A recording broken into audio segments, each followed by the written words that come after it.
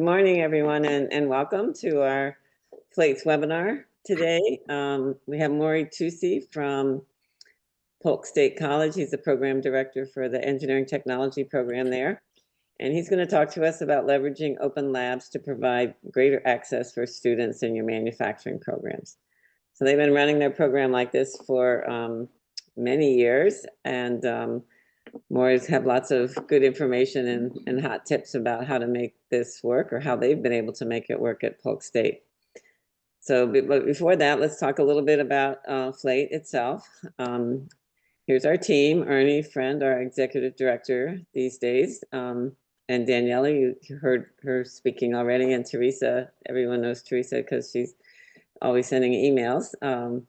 This is our team. We have some new team members now, some part-time regional ambassadors that are working in the field with us, doing some outreach. So we're excited to add them to the team. Right now, they're just getting started, so maybe we'll see them on these slides coming soon, next time. So, of course, our mission is always to help manufacturers and industry have the best workforce they can by providing help and support for the education and training community in our state. That's our goal. We have this nice new report. The link is at the bottom of the page.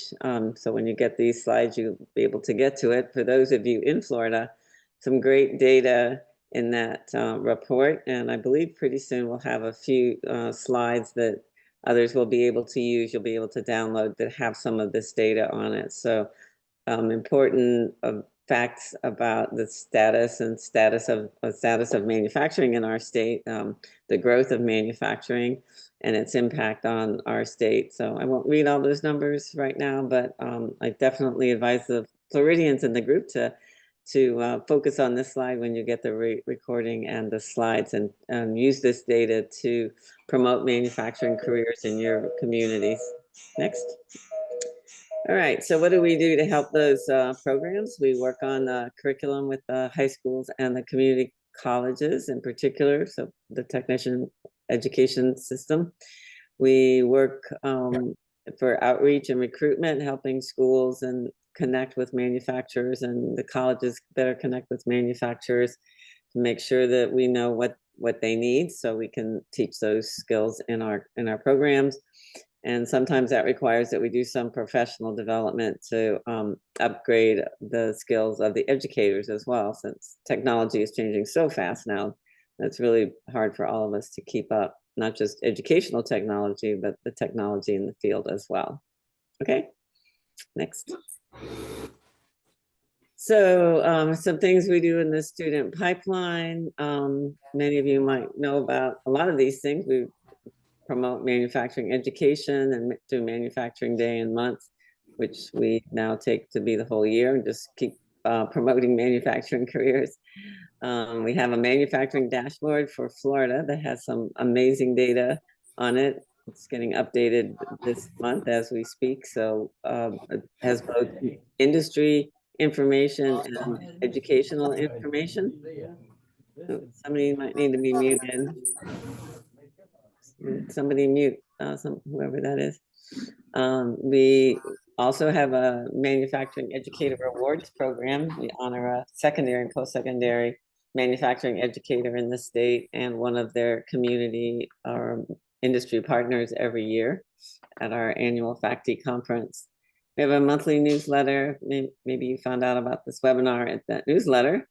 And we support summer camps around the state and develop and disseminate resources for recruiting girls. So lots of stuff to work on the pipeline.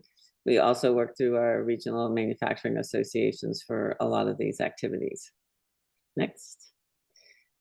All right, so let's see, a couple ideas about the PD that we do.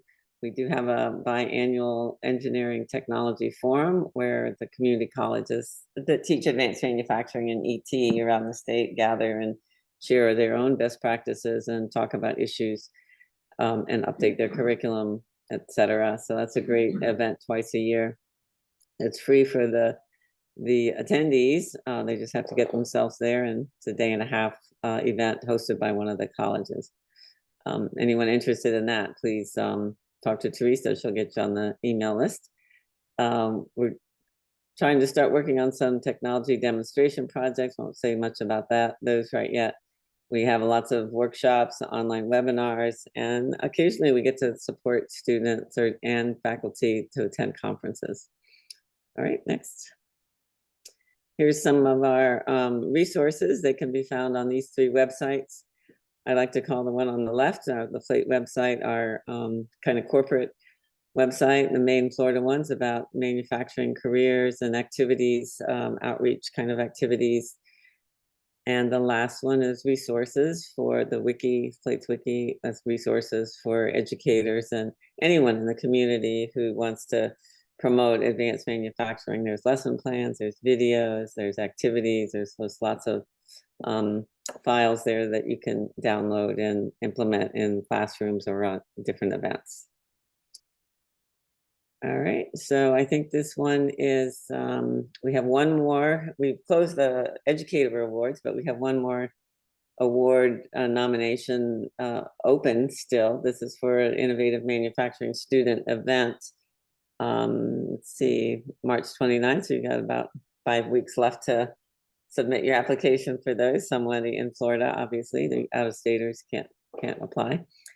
So we encourage you to go to that website and do that. So without any further ado, I'll just turn it over to Maury now to get started on his presentation today for us about his program at Polk State College. All right. Thanks so much, Marilyn. I'm going to share my screen.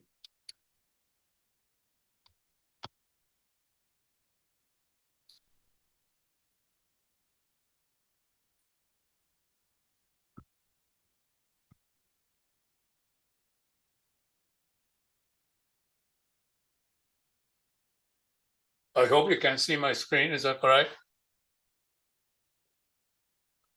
Okay. Yes. Thank you. You can. All right. Thank you. Yeah, I'm going to talk about how we can use open lab hours to accommodate our students' need, because most of our students are working, and well over 90% of our students are working. Later on, you're going to see some data, but they don't have time to come to the lab at a certain hour. So that's the entire goal. A little bit explanation about what we are doing here, that you can see any program can do this. So it's pretty much matched with anything that is all programs that are offered in the state of Florida. We do have mechanical design and fabrication and advanced manufacturing. I'm not going to go through the detail of everything that for these programs, but like to mention a few items. Our CCCs, college credit certificates, has helped us a lot in recruitment, particularly in combination with open lab hours. For example, automation is very well settled down in some local industry like Coca-Cola. Coca-Cola sends their employees here just for automation. And their employees, they come here and on their own time to do their lab activities. Same thing with Megatronics. So it's pretty much combination of what we are offering with the method that we are offering is extremely important. It also is good to know who we are and how we are operating our system. This may be a little bit too many people for one department or one particular program, but in my view is not. Myself, I don't teach any courses. Once in a while, I run workshop and also the internship, special topics. We do have 2 full-time faculty. One, Dr. Miri, is in electrical electronics, and taking care of our automation PLCs. And Dr. Perez is teaching our CNC courses and manufacturing process and materials. We do have an adjunct that teaches lean manufacturing and Six Sigma and quality and safety. And we do have 3 lab assistants, 2 lab assistants and lab technicians. The difference is the lab assistants are just there. They're not able to monitor the students' lab activities, but lab technician has a baccalaureate degree and is qualified to do that.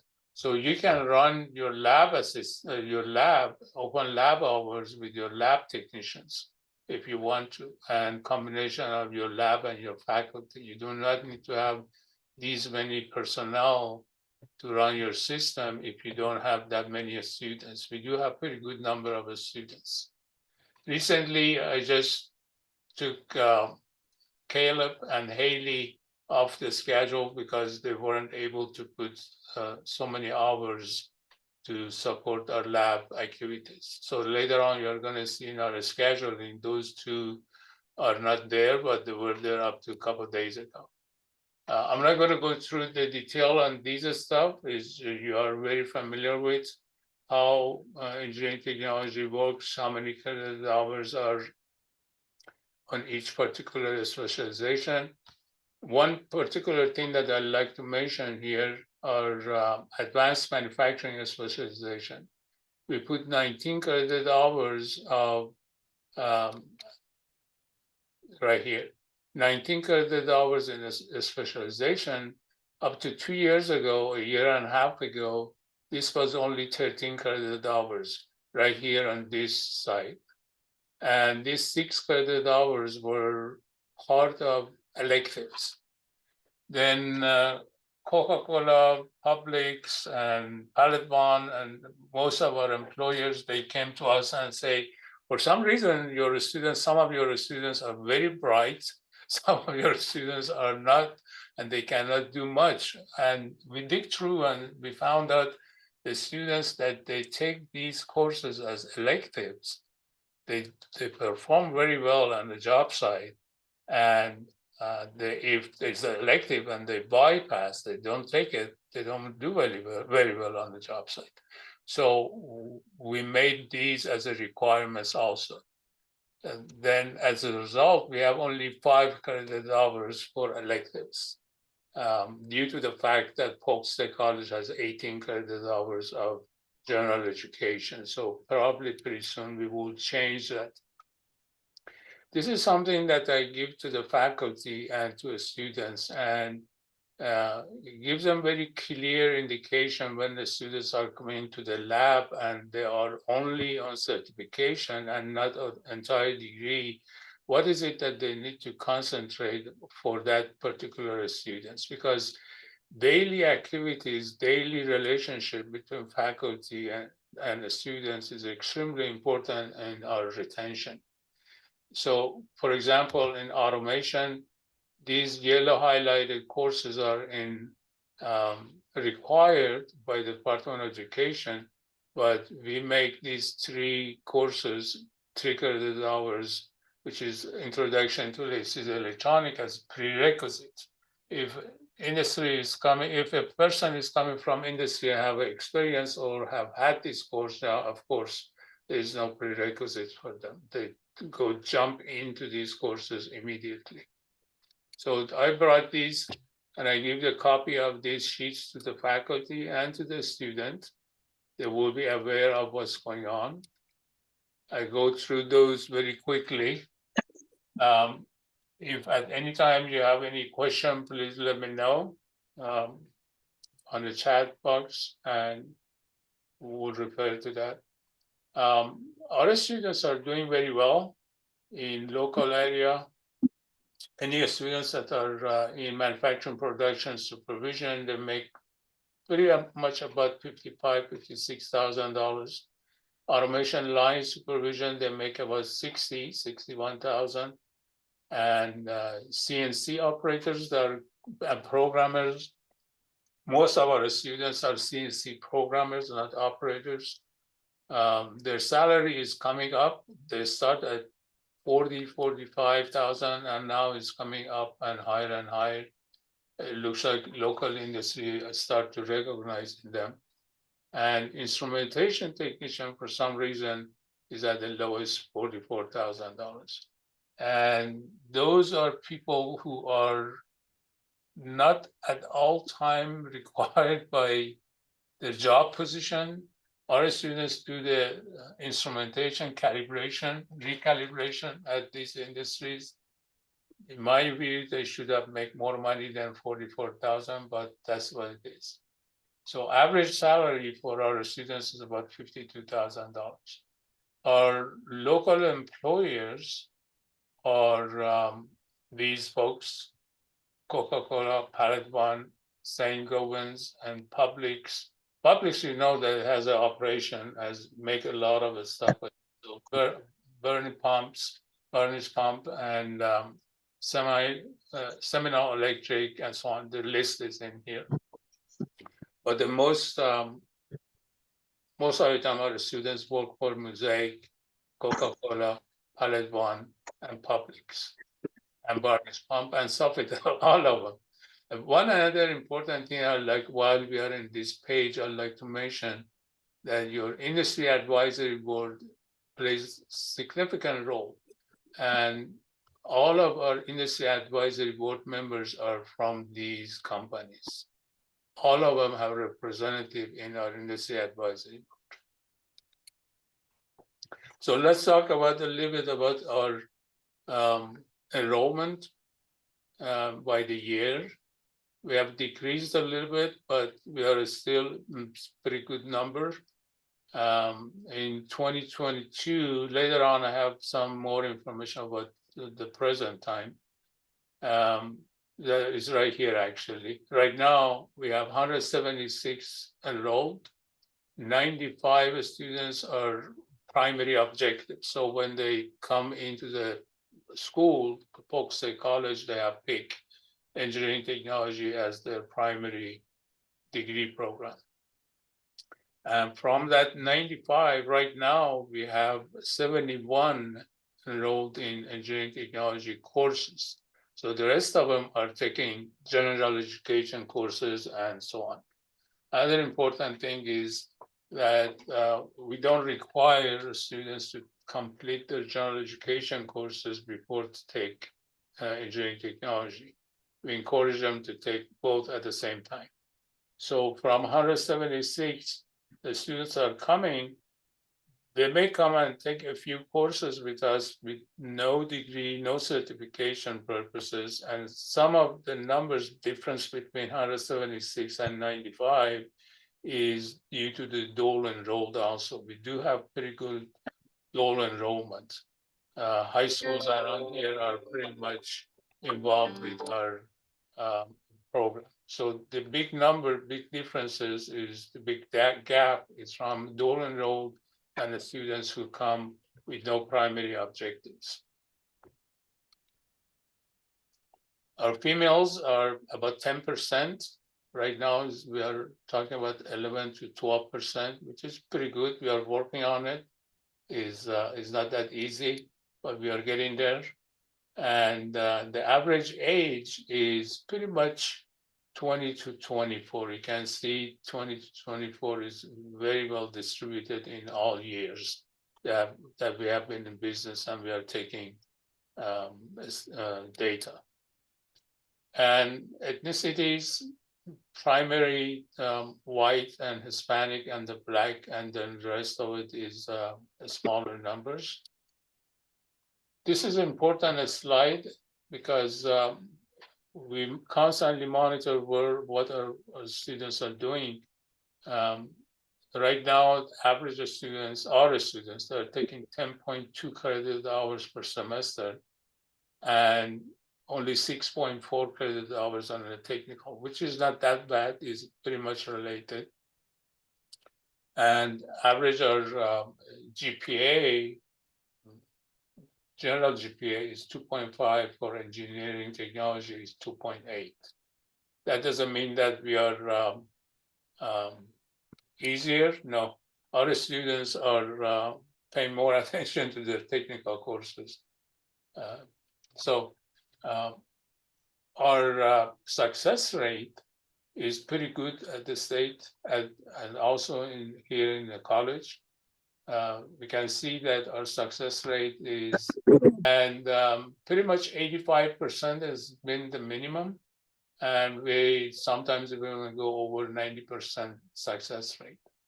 And less than one, which is 0.04% withdrawal rate, which is with the aggregate of 88.2% pass rate of our students, which is our leadership here at Polk State College are very happy about. This is very important. A slide that I want to share with you in particular is that when the students are coming to our program, we ask them how you end up in here and why you select ET program. These three are very important. Obviously, this pretty much same all over the state, all over the nation. Better career options, that's what the highest point is, the reason is. And then most of our students, yeah, they like to make things with their hands. But this is very important. Almost 70% of our students, they come here just because the delivery system. And I will talk about the delivery system at our program, which is not traditional. Graduates, first 5 years, we graduated about 27. And the second 5 years that we have been in business, we have graduated 44. So that is another important thing, that the program is improving, program is positive.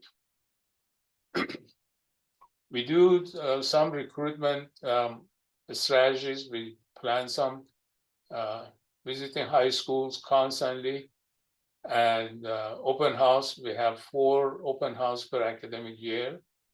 ET booklets, we send it to local industry and make sure, because industry constantly change their supervisors and technicians, we like to inform them and provide tours almost all the time, the student services specialists, but this is very important too, day-to-day operation, because when the students are coming to the lab, they are coming one at a time.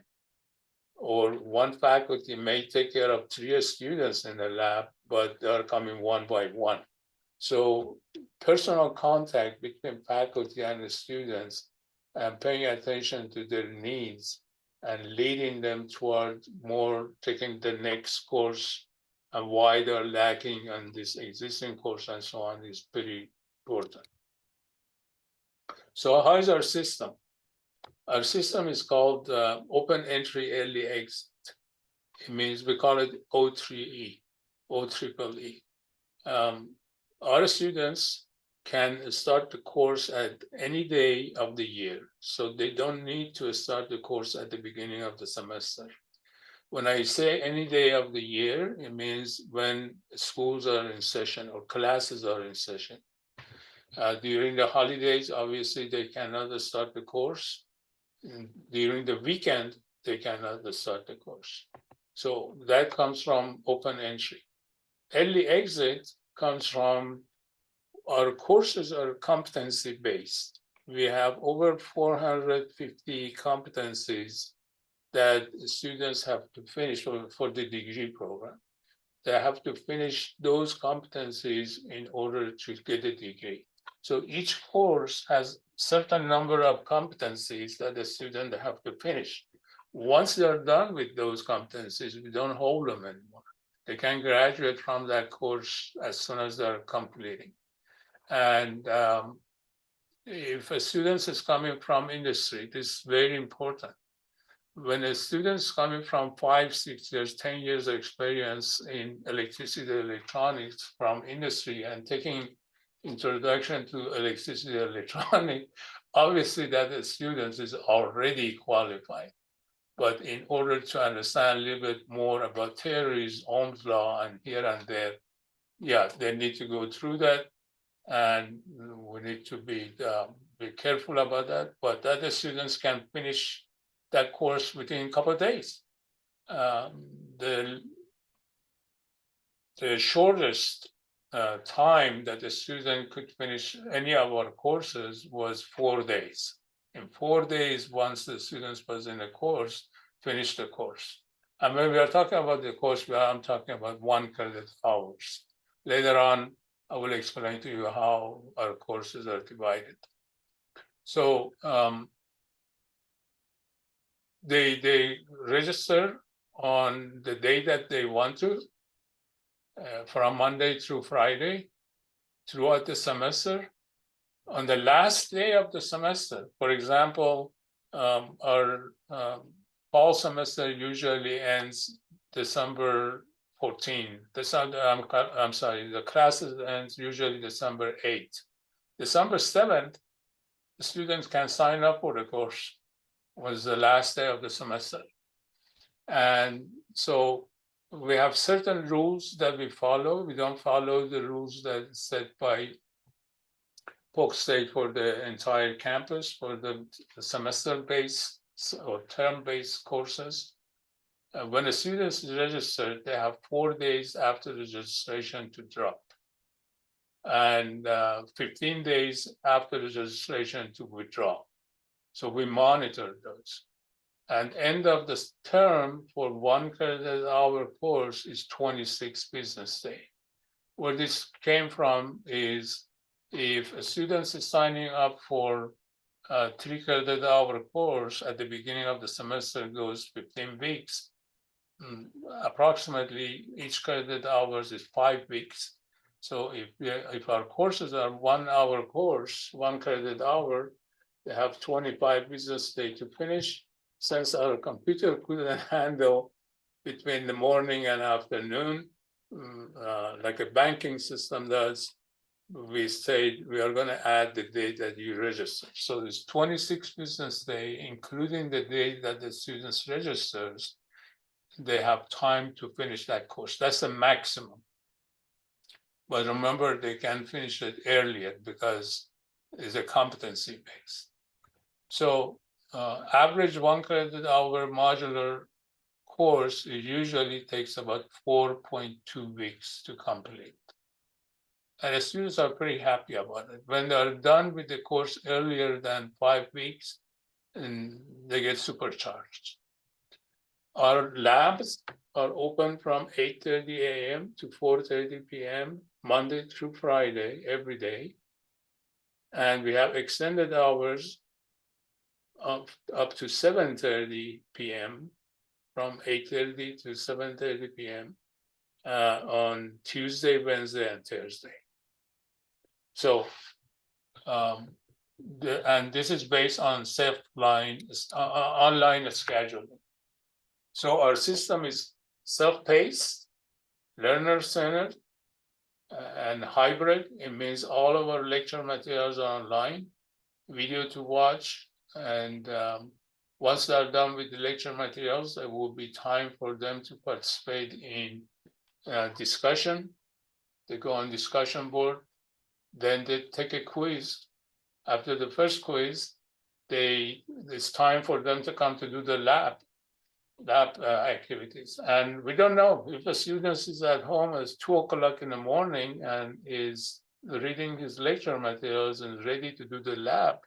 At 2 o'clock, he goes online and self-schedule himself or herself to come to do lab number 2 in electronics, and at 10 o'clock in the morning with his own faculty or with a lab technician.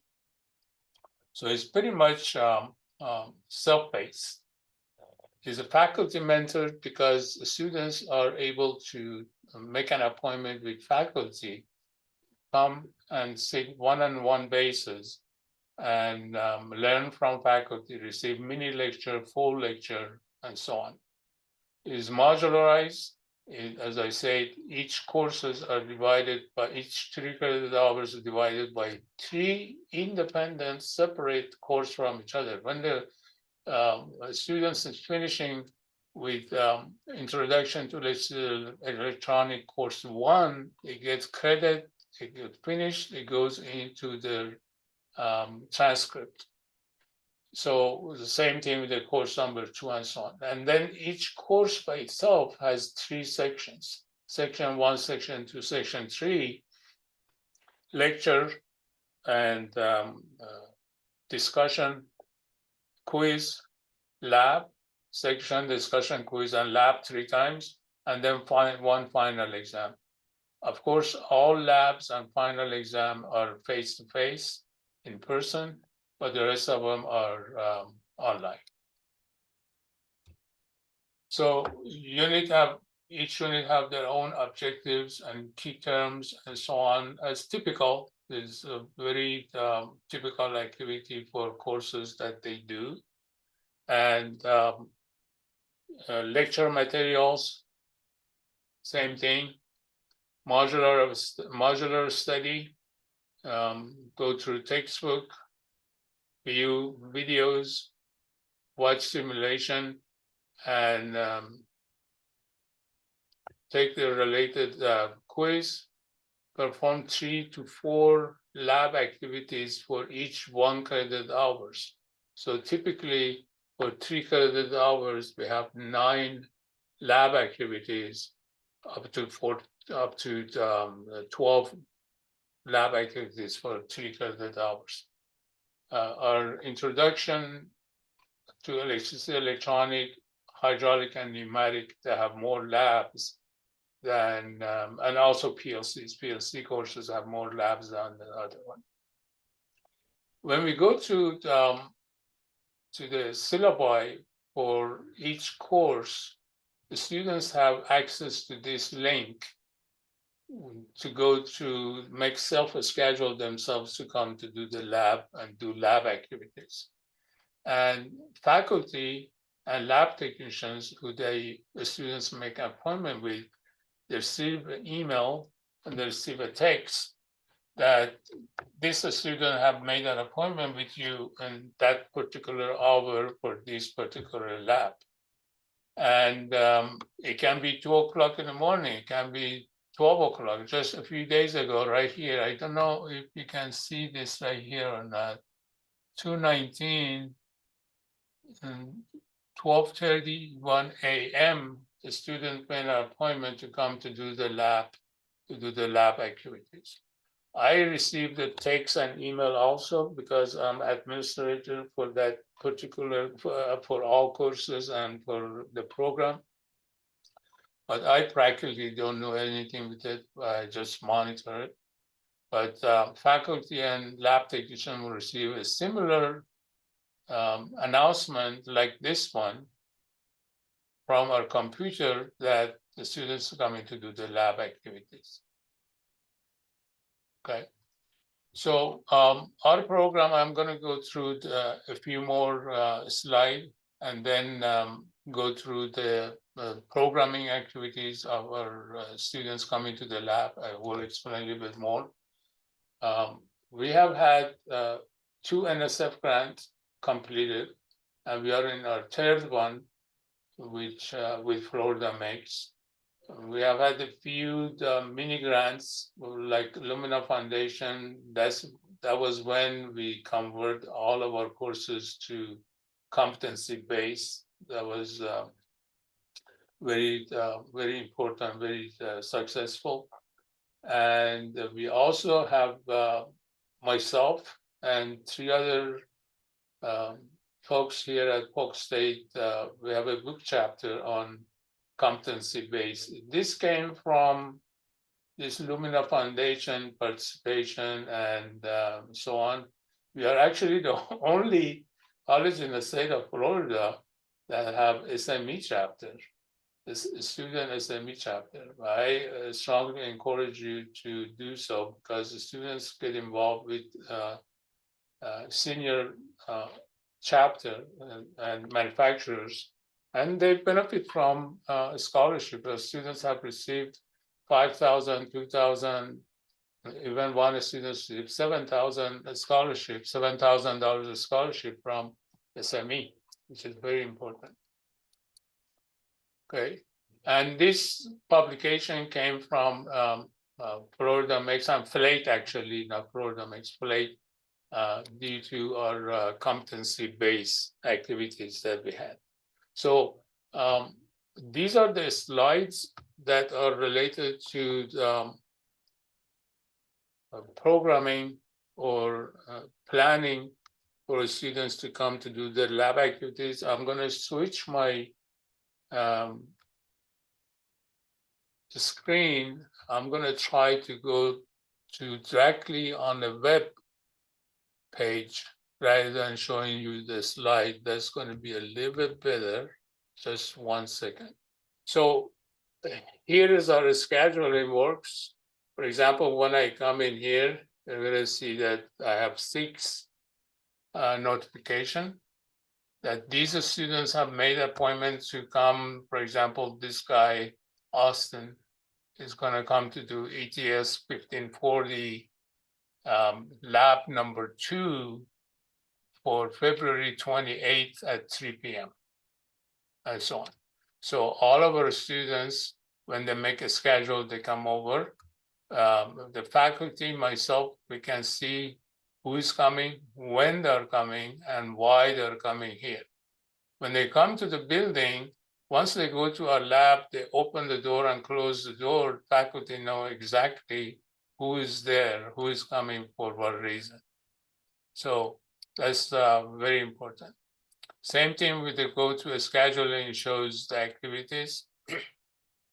If I go back to what has been done in our this month, you can see that our each of our faculty and lab technicians, their schedule have shown. For example, on this day, Dr. Media have had 5 appointments. Dr. Perez have had 4 appointments.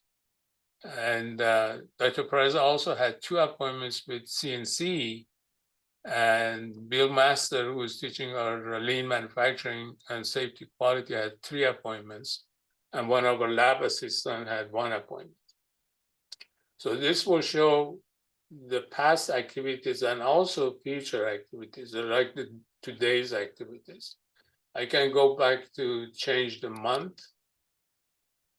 And this month so far, we have 92 appointments.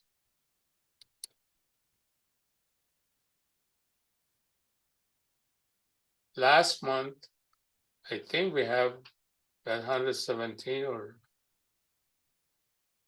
okay, yeah, 107. We have 107 appointments. So through these, we can go and see where is the courses that we are offering, where is the highest activities, and how long did it take our students to do their lab assignments. And at the same time, when the students are coming to the lab and talking one-on-one basis to their faculty is aware of what area we are lacking, our weaknesses is, and what area students are interested. And if you remember, I mentioned our college credit certificates are very popular here, and local industry, they send their employees to particularly only for those certificates. They're not interested for some reason, their employees to get a degree, but they're interested, their students, their employees to receive that particular area of expertise. So we can beef up our certain area in that expertise, on that certificates based on the needs of local industry. That's very important. So if I go back to our customers are our students. So there is a list of all of our students who have been our customers. You can see right here is 531. We have served 531 individuals with these lab activities, which is pretty good number. And then we also, through the same list, I can find out who are the new customers. So right there, I can see immediately who those people are and pay a little bit more attention, contact them. And faculty does that. Faculty contact new students and ask if they need any help and so on. So going back to scheduling, earlier you saw that in my list I have our student advisement. For example, student advisement is Carol, and if I go to availability, she's not allowed or she's not able to serve students in any of these labs. She's only here for student advisement, and this is her office hours. For the students, they go to the course syllabi and they want to make an appointment with their student academic advisor. They go in there and click and pick any of these days and hours, and they come and see her. Let's go back to one of our faculty. You may ask, how is it possible that we will have from 8:30 to 4:30 every day, weekday, and also on Tuesday, Wednesday, Thursday up to 7:30 p.m. have open labs. When we hire our faculty, we do have conversation with them. They are full-time faculty. They are on annual salary. Beside extra, they get paid for summer. We have a conversation with them. They have to serve 32 contact hours in being in the building. So they don't go into the lecture classroom. They put those hours in the lab. Their office hours is in the lab. So adding all those, the number of credit hours that each faculty have and lab office hours is going to make 32 credit hours, 32 contact hours for faculty to serve in. And for make it a little bit interesting for faculty to accept that, Mondays on one of our faculty is completely off. So it's a 4 days per week job. And Dr. Perez right here, Mondays are off. Dr. Miri is off on Friday. So they have 3 days weekend, which is pretty good. And Dr. Perez, I will call him Sam from now. Sam comes 12 to 7:30 p.m. on Tuesday. You remember that we are open up to 7:30 p.m. on Tuesday. On Friday, we are open until 4:30 only, so he stays up to 4:30 on Friday. So this is a schedule for Sam. Sam is not here in the morning. If I go back to Dr. Mehdi, he's not here on Fridays, but he's here from 8:30 to 4:30 on Monday through Friday. So this is how we do it. Our faculty are going to be here. One faculty is going to be here at all time during the lab hours, plus one lab assistant or one lab technician. When the students are coming to do the lab, they can do the lab with any faculty. And because we do train our faculty, even if the faculty is a mechanical engineer, but he or she can handle to supervise a lab which is in PLC or electrical. They go through the training, and vice versa. And electrical faculty can supervise a person who's coming, a student who's coming to do the hydraulic or measurement course. The only restriction is for CNC, computer numerical control, which we have only one faculty does that. For that reason, you can see that right here under CNC, student advisor cannot do it. And we will roll down all of us to our CNC availability.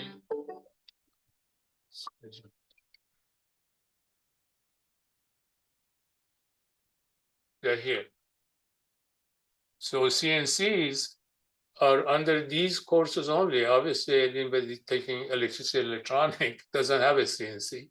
So ETI 1414 C1, again, course 1 on CNC, course 2, course 3, and so on. We have 9 credit hours. And the CNC lab is open from 3 p.m. to 7:30 p.m. Monday through Friday, Monday through Thursday. I'm sorry, Tuesday through Thursday, and Friday 12 to 4:30 p.m. Why is that? Why CNC is not available in the morning? We could have faculty and lab technician to monitor the students, but the machines are not available.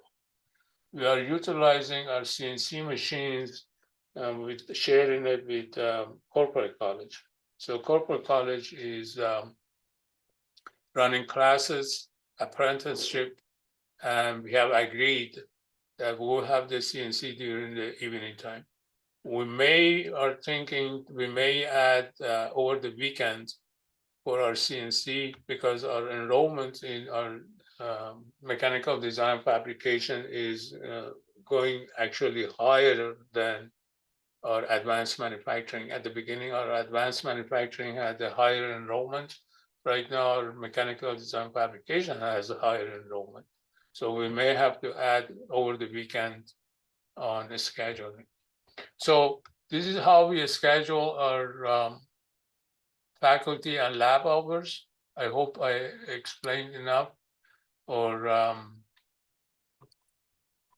our students are able to contact, or go to the previous slide that you saw, are able to do through their email. That's the way that we prefer. So we made the restriction for them to do the email only, not to contact or not to make an appointment through Facebook or Google account and those sort of things. They have to go through their college email only.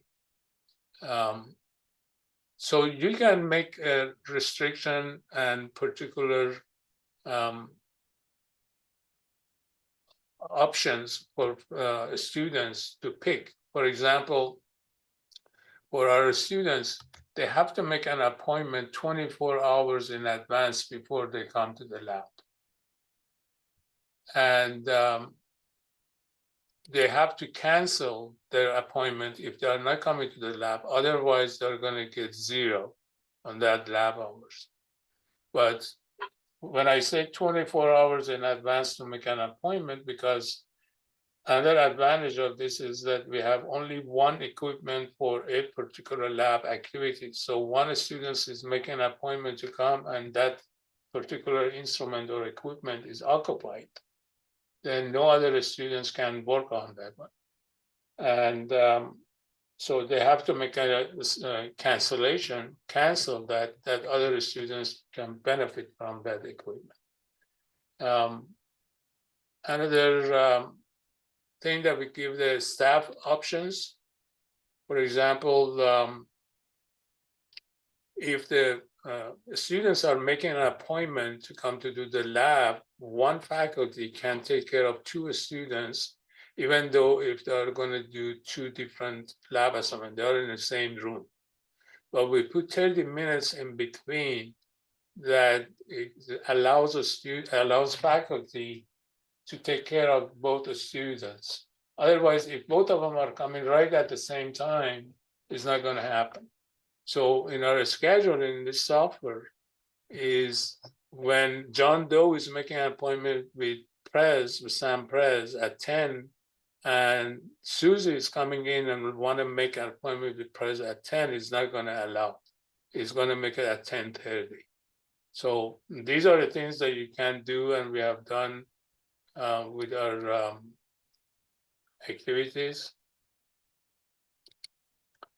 As I said, the students are not allowed to log in to make an appointment with any other social media except appointee and through their course.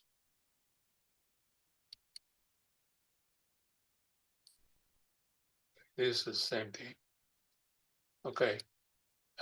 One important thing that I want to mention, and I forgot to mention, is this, that when a student is coming to the lab, when they're working on one-on-one with faculty, that is extremely important. We have gained a lot of good reputation about that. That the students say, I never, in any other classes, I never work with faculty one-on-one. So when there's a lecture and you take your students as a group, 20 students, 15 students to the lab to do the lab activities, you demonstrate your machine or whatever the operation is for 20 students at the same time, when 5 or 6 standing on the front row is gaining a lot of information, and the rest of them are standing in the back row and not getting enough information, or you don't have enough machines for 20 students. All those problems are solved here. The students are one-on-one basis that come to the lab. So I'm going to stop here and go for questions. If there is any question, I'll be more than happy to answer. The copy of these slides are available. Even the one that I went online right now, for example, when I'm here online, I made a slide, I made a screenshot from all of these. And I will be happy to host your group yourself. If you want to come and visit our operation, I will be more than happy to do that as well and explain in person, even give you hands-on experience how to do this. Maury, Susan posted in the chat, do students show up without an appointment? Yeah, that's a good question. Yeah, they have to make 24 hours in advance, but I tell faculty, please do not turn the student away, because pretty good number of our students are not financially in a position to do those. And some of our students don't have a ride, so they have to get a ride from somebody else to come here. And when they're here, if we are available, we make it happen. We are not going to turn them away. Only time that we turn them away is on CNC. So if the CNC machine is occupied, even with our faculty, I say do not take another students because it's not safe. We have 5 CNC machines, all 5 of them in the same room. 5 different individuals can work on those machines, but not with one supervisor as a student. So yeah, we take them, we don't turn them away. Okay, and then Dave asked, do you differentiate practice time and assessment time? No. We allow students to come do lab as many times as they want to, if they want to practice, but they are the ones that are going to tell us right now they want to be graded. So when the students, if that answers that question, probably, I'm not sure. If the students are coming to do the lab, if they don't want us to grade the student at that time, that's fine. If they have time, because they have only 26 business days to complete the lab activities. Another thing that I did not mention, and it is very important, is typically in 1 credit hour course, there are 3 labs or 4 labs. If they do the first lecture and then discussion and quiz and lab number 1, if they don't have a time to come here to do the lab, or they don't have a ride to come here to do the lab number 1, they can go ahead and finish their section 2 lecture and so on, even section 3, and one day to come here, about half a day or the whole day to stay here and do lab number 1, lab number 2, lab number 3, and even take their final exam and finish it. But it is extremely stressful, and we do not recommend that to our students. So his follow-up question was, but faculty are always present for both practice and assessment? Yes, they are.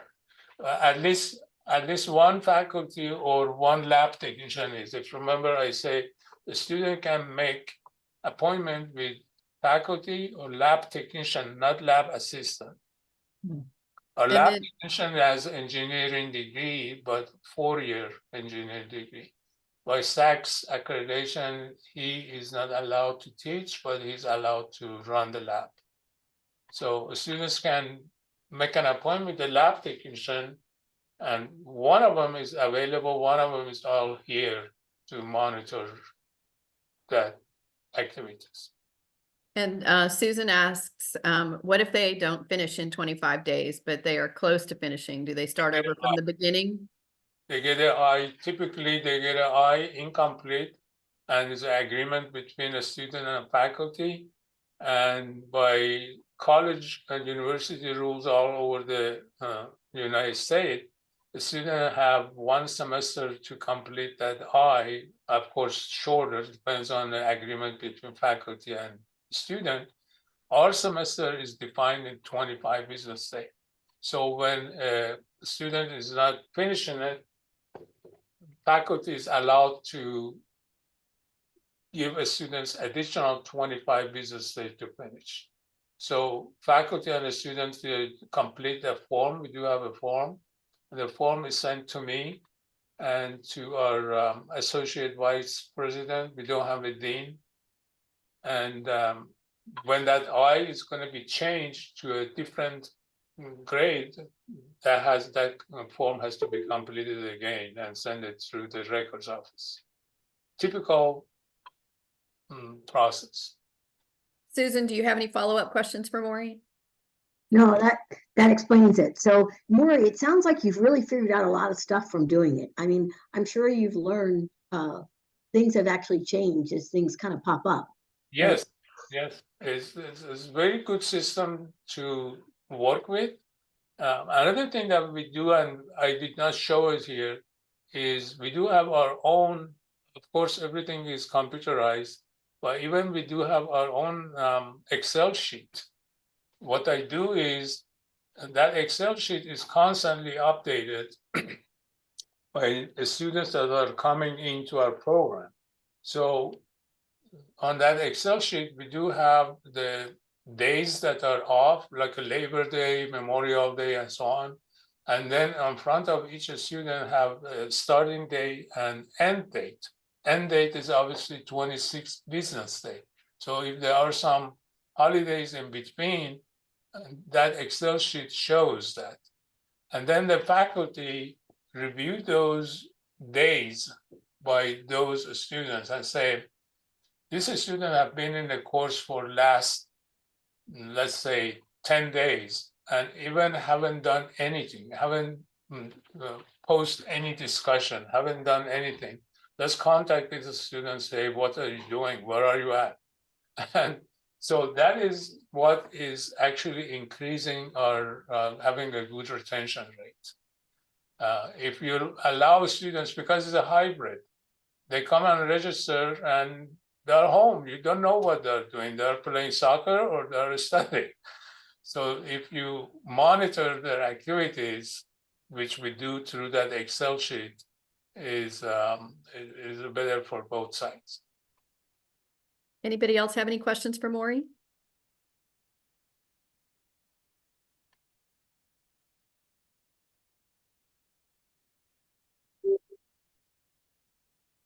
Oh, it was really great, Maury. Just one thing. So you have really flexible teachers. Do they monitor when they're not doing discussions, or is it automatic that it actually sees that they missed a discussion or something?